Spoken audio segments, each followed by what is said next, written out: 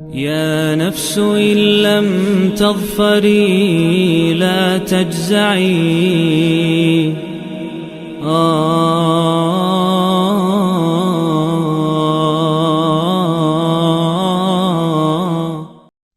اعوذ باللہ من الشیطان الرجیم. بسم اللہ الرحمن الرحیم. دوستو الحمدللہ آج ہم سورہ الانعام کا چھٹا رکوع ترجمے، تفسیر اور گرامر سے سمجھنے کی سعادت حاصل کریں گے انشاءاللہ تعالی. لیکن اس سے پہلے یہ پیغام کہ ہم قرآن کو اگر سمجھیں گے ہی نہیں کہ یہ آیت کیوں اور کس وجہ سے نازل ہوئی تو آپ مجھے بتائیں تو ہمیں اس قرآن کی چاشنی کیسے محسوس ہوگی. اگر ہمیں آیتوں کی سمجھ ہی نہیں آتی اور ہم طوطے کی طرح پڑھتے جاتے ہیں تو طوطے کو کیا پتا کہ وہ کیا پڑھ رہا ہے. اگر قرآن کو سمجھنا ہے، اس کے اوپر عمل کرنا ہے تو اس کو جاننا پڑے گا، پھر آپ کو پتا چلے گا کہ قرآن کے اندر کیا ہے. تو آئیں شروع کرتے ہیں. وَأَنذِرْ بِهِ الَّذِينَ، اس کے ساتھ، بِهِ کا مطلب اس کے ساتھ، اس قرآن کے ساتھ. انذر کا مطلب ڈرانا. الذین، ان لوگوں کو ڈراؤ، یخافون، جو ڈرتے ہیں، ان یحشروا، کہ ان کو جمع کیا جائے گا، الی ربہم، ان کے رب کی طرف. اور اللہ تعالیٰ خود ہی فرماتے ہیں لیس لہم من دونہ ولی ولا شفیع، اور نہیں ہے، لیسا کا مطلب نہیں، نیگیٹو، نو، لہم ان کے لیے، من دونہ اس کے علاوہ، یعنی اللہ کے علاوہ، ولی بھی نہیں ہے اور کوئی شفیع، شفاعت کرنے والا بھی نہیں. تو ہم جو کہتے رہتے ہیں کہ وہ فلاں شخص، وہ فلاں میرا پیر قبر میں آ جائے گا اور مجھے بچا لے گا اور میری شفاعت کروا دے گا اور مجھے اب عمل کرنے کی کوئی ضرورت ہے ہی نہیں، نہ وہ خود بندہ عمل کرتا ہے نہ اس کا پیر عمل کرتا ہے. ہاں، وہ پیر جو کہ آپ کو ہدایت کے اوپر لے کر چلتے ہیں، جو کہ آپ کو ہدایت کا رستہ بتاتے ہیں، ان کی پیروی برحق ہے اگر ان کے اندر کوئی دنیاوی مفاد پیش نظر نہیں ہے تو. لیکن وہ لوگ جن کو نہ تو خود نماز کا مطلب بھی پتا ہے اور نہ وہ دوسروں کو بتا بھی سکتے ہیں، ان کی پیروی ہمیں کیا دے گی. اور پھر اللہ تعالیٰ نے کھل کر بتا دیا، چاہے کوئی بھی ہو، نیک ہو، بد ہو، اللہ کے سامنے کسی کی سفارش نہیں، اور اس دن کوئی دوست نہیں ما سوائے اس کے وہ عمل، یعنی لعلہم، تاکہ تم یتقون، تم ڈرو. یعنی تمہیں ڈرنا ہے، تمہیں عمل کرنے ہیں، تمہیں اس کے اوپر پورا اترنا ہے جو نصاب تمہیں دیا گیا. یہ جو اگلی آیتیں ہیں دوستو، یہ اصل میں جناب حضرت خباب رضی اللہ تعالیٰ عنہ، صہیب، بلال اور عمار رضی اللہ تعالیٰ عنہما کے بارے میں نازل ہوئیں. یہ آپ کو پتہ ہی ہے کہ یہ مسکین تھے اور مسجد کے ایک کونے میں بیٹھے اللہ تعالیٰ کا ذکر کر رہے تھے، اللہ تعالیٰ کی نعمتوں کا شکر ادا کر رہے تھے کہ اس نے انہیں مسلمان کیا. تو اتنے میں مکہ کے سردار وہاں پر آ پہنچے اور آتے ہی انہوں نے طنز کرنا شروع کر دیا کہ یہ ہیں وہ لوگ جن کے اوپر اللہ کا بڑا انعام ہوا ہے، جن کے تن کے اوپر پورے کپڑے بھی نہیں ہیں. یعنی اس طرح کی باتیں، دل جلانے والی باتیں کرنی شروع کر دیں کہ کیا اب ہم اسلام لا کے ان کے برابر بیٹھا کریں گے. تو پھر اللہ تعالیٰ کی رحمت جوش میں آتی ہے اور پھر دیکھیں یہ آیات اترتی ہیں ان بندوں کے لیے.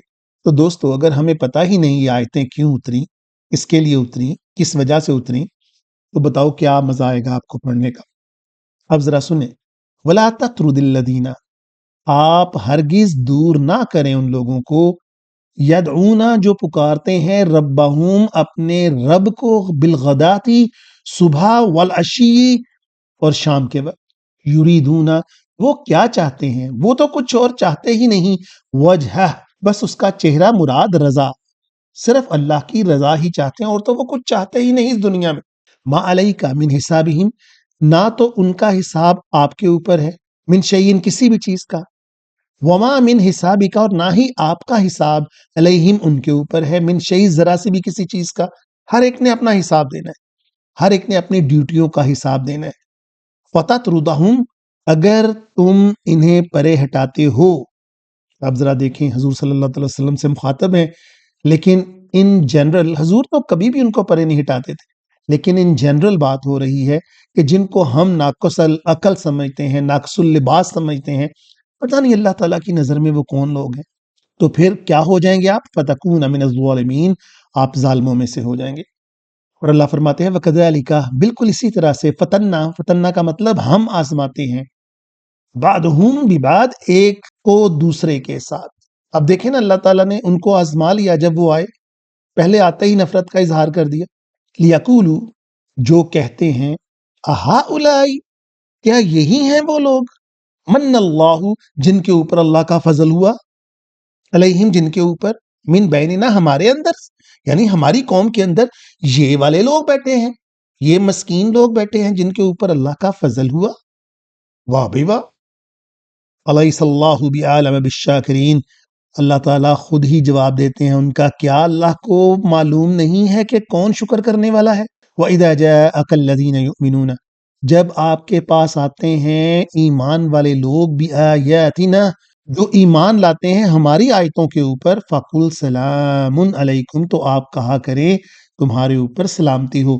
کتب ربکم اللہ نے فرض کر لیا ہے اپنے اوپر علی نفسہ ہی اپنے نفس کے اوپر رحمہ تمہارے لیے رحمت انہ من عمل منکم اور جو کوئی بھی تم میں سے سوءا بجہالۃ کوئی نادانی سے اگر کوئی برائی کر بیٹھتا ہے یعنی جانتے بوجھتے تو مومن لوگ جو آپ کی صحبت میں بیٹھتے ہیں انشاءاللہ وہ تو کریں گے ہی نہیں لیکن اگر کوئی نادانی کے ساتھ کوئی برائی کر بیٹھتا ہے یا غلط کام کر بیٹھتا ہے ثم تاب پھر وہ توبہ کرتا ہے من بعد ہی اس کے بعد وہ اصلح اور سیدھے رستے کے اوپر آ جاتا ہے فَإِنَّهُ غَفُورٌ الرحیم تو اللہ تعالیٰ بہت غفور ہیں بہت رحیم ہیں.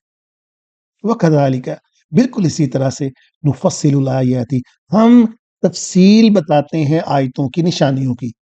کیوں؟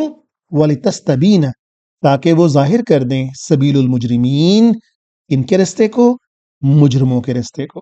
یہ قرآن یہ فرق کرنے والا ہے اس کا نام الفرقان بھی ہے.